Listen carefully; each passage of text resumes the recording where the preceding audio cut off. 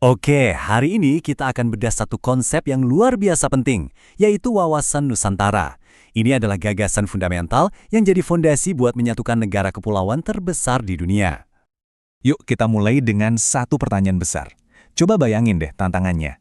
Ada lebih dari 17.000 pulau, dan masing-masing punya keunikan sendiri. Terus, gimana caranya menciptakan satu identitas nasional yang utuh dari kondisi geografis yang terpisah-pisah dan luas banget ini? Nah, inilah masalah inti yang coba dipecahkan oleh Indonesia. Skalanya itu gede banget.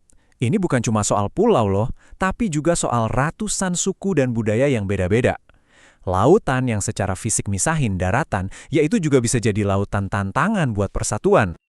Nah, supaya kita benar-benar paham solusinya, kita harus paham dulu dong, segede apa sih tantangannya? Mari kita lihat lebih dalam komposisi unik Indonesia. Yang keren dari data ini adalah gimana angka-angka ini seolah-olah bercerita. Kita nggak cuma ngomongin geografi, kita ngomongin keragaman manusia yang luar biasa. Lebih dari 1.300 suku bangsa, 700 bahasa.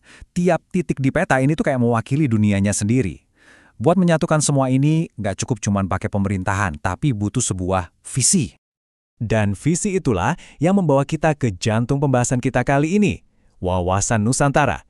Ini adalah cara pandang khas Indonesia buat menjawab tantangan geografis dan budayanya. Jadi, wawasan Nusantara itu apa sih sebenarnya?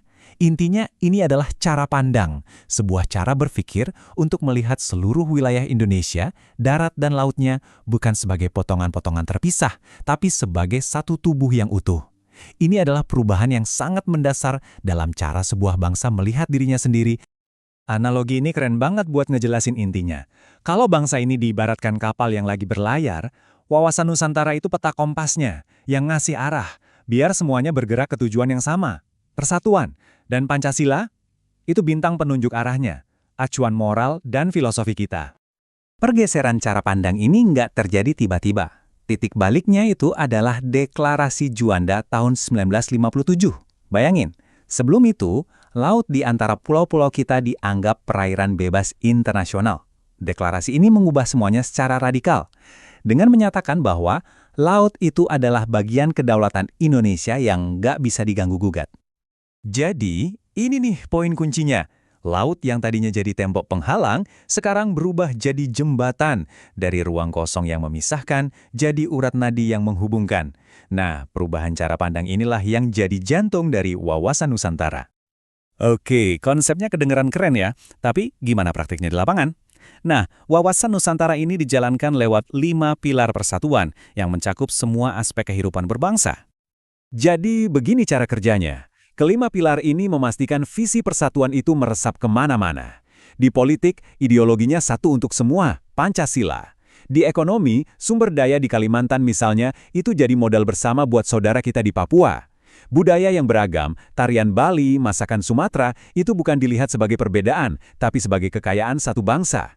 Dan yang paling penting, di pertahanan, ancaman buat satu pulau terluar itu dianggap ancaman buat seluruh negeri. Semuanya satu paket. Ujung-ujungnya, ya ini tujuannya. Wawasan Nusantara itu ibarat filter. Setiap undang-undang, setiap kebijakan, setiap keputusan pemerintah harus lolos dari satu pertanyaan ini. Kebijakan ini bakal bikin kita makin bersatu atau enggak? Tentu saja, punya visi yang kuat bukan berarti jalannya mulus-mulus aja. Di dunia modern sekarang ini, wawasan Nusantara justru menghadapi banyak rintangan baru yang benar-benar menguji ketahanannya. Ancamannya tuh datang dari berbagai arah. Dari luar, ada tekanan kayak pengaruh asing atau serangan siber. Tapi, seringnya tantangan terbesar itu malah datang dari dalam negeri sendiri. Korupsi yang ngerusak kepercayaan, atau gerakan separatis. Dan mungkin yang paling bahaya di zaman kita sekarang ya disinformasi, upaya buat memecah belah kita dari dalam pakai kebohongan. Dan di antara semua tantangan dari dalam itu, ada satu hal yang digarisbawahi banget, cara kita menggunakan teknologi.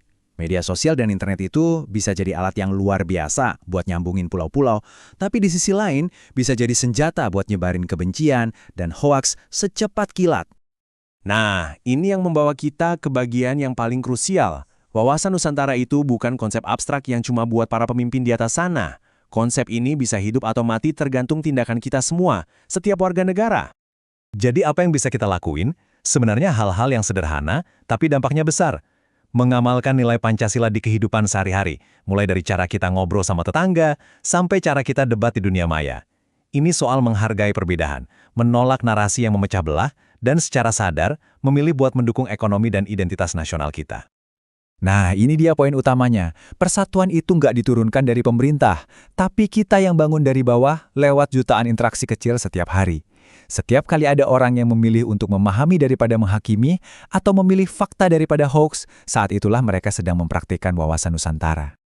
Jadi, saya mau tutup bahasan kita dengan satu pertanyaan untuk Anda. Di dunia di mana setiap klik, setiap share, dan setiap komentar punya kekuatan untuk membangun atau malah menghancurkan, bagaimana pilihan-pilihan kecil Anda setiap hari bisa berkontribusi pada visi besar persatuan bangsa? Coba deh, renungkan.